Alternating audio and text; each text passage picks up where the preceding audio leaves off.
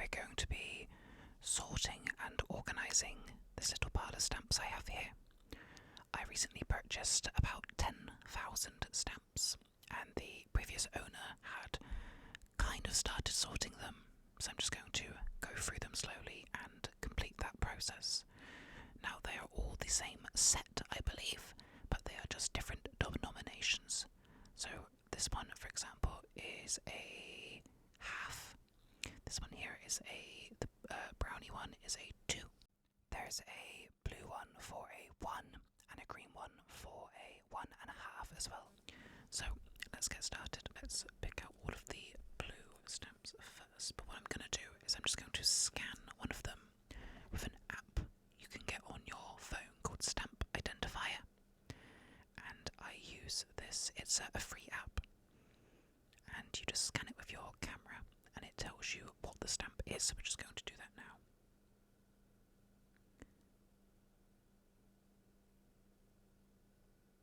Oh, if it will pick it up, and it has. There we go.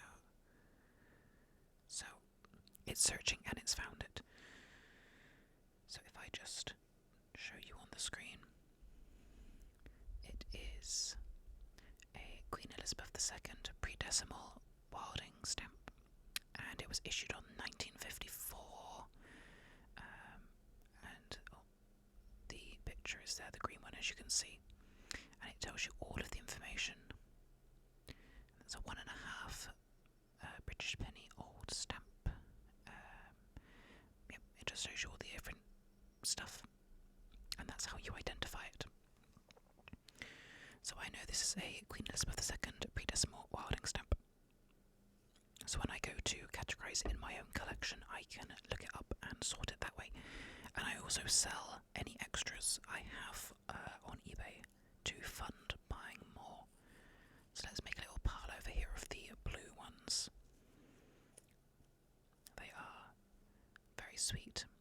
I really do like stamps. They're just very delicate and very beautiful. So we're going to go through and make a little pile of the blue ones over here. Now, I believe a large majority of these have been used. They are franked, which means that they have the ink added on them.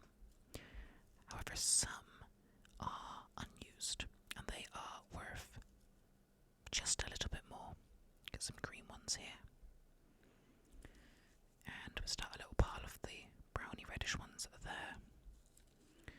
And the orange ones go at the top here.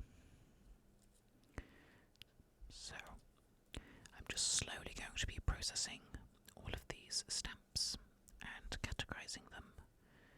And I thought I would just record myself doing this and share it with you all. Like I said, I have about 10,000. So I'm going to be here for quite some time. So, is that the same as that one? That looks like a slightly different shade. Yes, it is. It's a half, and that's a half too.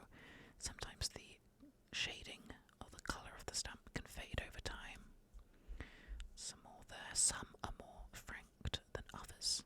So this one, for example, is franked all over. You can just about make out the ink marks compared to... Oh, I'm mixing my stamps up here. Compared to one like this, which, to be honest, does not even look used. It's nice and crisp and clean. So the unused looking ones I want in my collection. All the others I will most likely sell in little bundles on eBay. Now you might be wondering, who buys stamps? Well, people use them for arts and crafts and scrapbooking and role-playing, but other times it's generally people who are also collecting them, because not everyone is able to buy gigantic big stamp bundles. Now this one's a little bit different because it's been perforated. It's been had sort of a fine point needle stamped through it to mark it as franked. You don't see too many of them. And this one is unused, and it's still attached together. The serration has not been broken. That's quite a nice one to have as well. That's 2 unused stamps. Now these stamps cannot be used anymore. They are old style stamps, but they are still collected because the artwork on them is fantastic. So we're just going to keep going through. We're almost done. We've got a couple left. If I move the orange ones down here, you can see them a little better. We definitely have a lot of blue ones, which is fine because I quite like the blue ones. The colour on them is quite nice. There we go. So we've got a nice stack of ones in the blue. We've got a very small stack of 1.5s in the sort of forest green.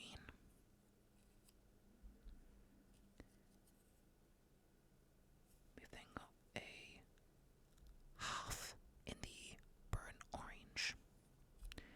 And we've got then the biggest in this set at that time period, which is a 2 in a brown colour. Now, it's nice to have all 4. There's typically 4 in a set, but it's nice to have some of all 4. So for my own personal collection, I would be able to pick one from each, because there should definitely be one nice one in each little bundle here. Now they are a bit better organised. I can pop them into a little baggie. Now, I buy these bags on eBay. Oh, if I can get the container, there we go. And I have them sat in this little 3D printed box, and they are just teeny tiny little Gripzil bags, and I do this because it keeps them clean, dust free, and just a bit more organised. As you can see, this is the second lot I've done. This is the first lot I did with these nice rectangulars, and I'll show you those in a second. The bags are also crinkly. So I need 1, 2, 3, 4 bags. 1, 2, 3, 4. Let's put them in the bags. Let's do the blue ones first because we have the most of them. And for the blue ones we've got 1, 2, 3, 4, 5, 6, 7,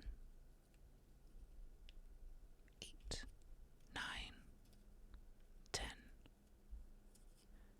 11, 12, 13. Got 13 blue ones, and they're the biggest amount. We're going to count the green ones because I don't have many of these. I think it's about 6. But we'll see. 1, 2, 3, 4, 6. I was spot on. 5 and 6. I'm going to put them on that pile. Let's do the orangey ones.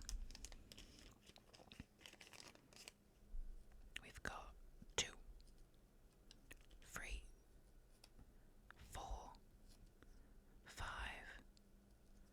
6, 7, 8, 9, 10. And off the brown,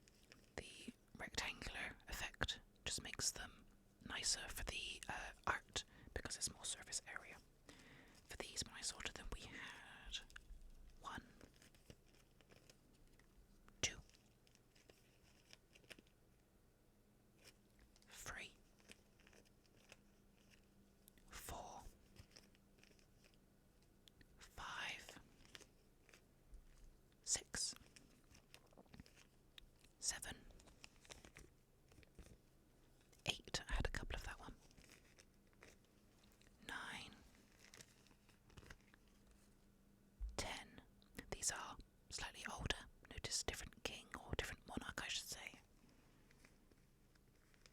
Where were we? 12, I believe. 13, that was the most franked one. 14, 15, 16, 17, 18, I had a few of this set. 19, 20, these were Olympic ones, again a couple of the set. And 21, hopefully I've counted that correctly. And yeah, that's it for this video.